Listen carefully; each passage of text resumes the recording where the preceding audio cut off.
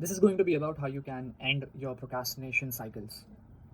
So, I feel like majorly procrastination is basically of two major types. One where you are trying to be some kind of a perfectionist. So, you are not starting to do the activity because you think that you won't be that good at it. So, like, you just want to become perfect at it and then start, so that you can like start from like a very good level and then like straight away just push forward with it. You don't want to like you're scared of um like starting having a bad start and then then losing momentum and then losing the motivation and then giving up. So you just want to like wait for the perfect time when you have all of the knowledge and you're perfect at it, then you have the best start ever, and then you just keep going from there. Okay, so the second type of procrastination can be where you're just lazy. You're just not doing it because it's because of your habits, and you want like you have in the back of your mind this desire that you want to do this task, but you're not doing it because you're just lazy. You are basically just not doing it. You're like too consumed by your distractions. You're too like unfocused. So to tackle with the first kind of procrastination where you are like trying to be a perfectionist, right, and you don't want to do anything wrong, I would say the biggest tip that will help you is stop consuming any amount of content. Like you need to make sure that like just turn off your data, like turn off shut down your laptops, and don't watch TV, and don't watch like don't use any kind of electronic devices, basically, because what you're trying to do here is, while being a perfectionist, what you need is basically information. Why do you need information? In order to be perfect. Because if you have the right knowledge, then what you can do with that knowledge is you can be like completely sure about what you are trying to do and how you're going to do it. But then that way, if you what happens is there's an endless amount of content about anything that you want to start or do, right?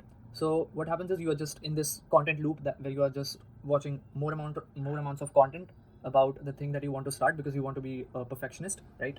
And well, basically, if you are a teenager, you are young, you're basically going to like consume like content from electronic devices. You won't like read books on that stuff. But if you are, let's say, even reading books, I feel like that's also not a good thing, because if you are trying to be a perfectionist and you're procrastinating because of it, then you should stop reading books on that topic too if you're doing that. So just stop consuming any kind of content, and take your first move, right? Like do the thing that you need to do.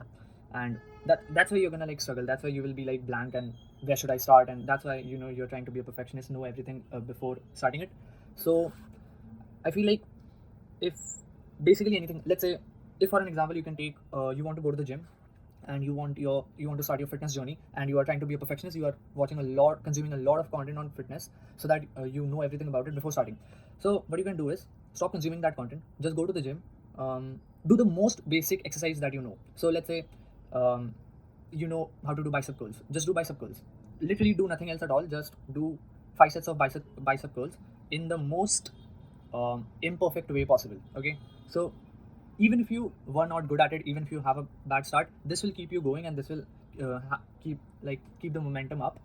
If you are really motivated to do that task, if you are really motivated like to become someone physically attractive, then well, just start with bicep curls, the most basic exercise that you can do with, and then just go off from there. Like after that, when you have taken that first step, when you have gone to the gym, when you have done one exercise, like for example bicep curls right now, then you can consume a bit of content. Then you can like consume more knowledge about it. You can gain more information about it so that you can improve yourself. But still, you need to like keep a limit on it, or else it will just again become the same thing after some time.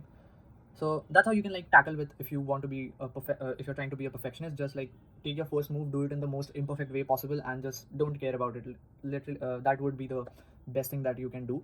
And if it's the second type of procrastination, that you're just lazy and you're not doing it, like you're not doing it because you're not even consuming any amount of knowledge about it, you don't want to be a perfectionist, you're just not doing it. Okay, you're just lazy by itself, okay, by default. So what you can do about that is, the best thing would be like start with a very less amount of effort put in. So like the how you like create you like create systems for yourself, right, for consistency, that that I will have a routine, I will have some habits in it, and the habits will be tasks that I want to do throughout the day, which so that I will do them every day, and it will be one habitual thing for me. So if I create a system like this, I will be able to accomplish my tasks better, because if I don't have a routine, if I don't have any kind of habits, then I'll just randomly do things, and then I'll become moody and lazy if you have that kind of a personality, and then you won't do it. So like, you don't have to create a routine for everything. That's not necessary right now. If you're procrastinating on one particular thing and you want to start doing it, but you're just too lazy, you're just procrastinating, you're getting distracted by other things, whatever it may be, create a routine, create like one particular habit, just one small habit. You can like write it in some notebook, or you can like create that in your habit tracker on your mobile phone. So what you can do is just create one habit of a very short period of time, of like, let's say if you want to start let's say if you want to start a YouTube channel, and for that you want to learn how to script videos. Okay, so what you can do is, if you're really procrastinating on it, you're being lazy, you're never scripting the videos, then what you can do is have like a very short slot of time of like, let's say in a day I'll just script for 10 minutes. Okay, and that 10 minutes can be any time of the day, like whatever you prefer. Like, this will be the best time, this will be the time that I have the best mood, best energy, best amount of motivation to do the task. Choose that particular time and just do that task for 10 minutes. Like, you can make it even smaller, 5 minutes. And when you schedule it, just the next day, like, just do the task at that time period and just do it for 5 minutes. Just like sit on your desk, with like the mindset that you have to script the video for just 5 minutes. And if you just do that, if you just sit on your desk and have this in your mind that I'll do it for 5 minutes, you will keep going. You will, like, after that you're going to keep going, because it works like physics. So if you have the inertia for it, if you're already doing a task, you will be more likely to keep doing it. So if you plan for 5 minutes, you might just do it for 10 minutes, 15 minutes, or even 30 minutes. So that is how you can create this habit. You can have that at any point of time you want, where you will have the best amount of motivation to do that task, and have it for a very short time slot, so that you're more motivated to do it. And then as soon as you start doing it, that's when you are going to like elongate that time, and you will easily be able to like improve from there on. So that's how you can like tackle the basic 2 types of procrastination that you might be having. And that's it for today's video. Thanks for watching.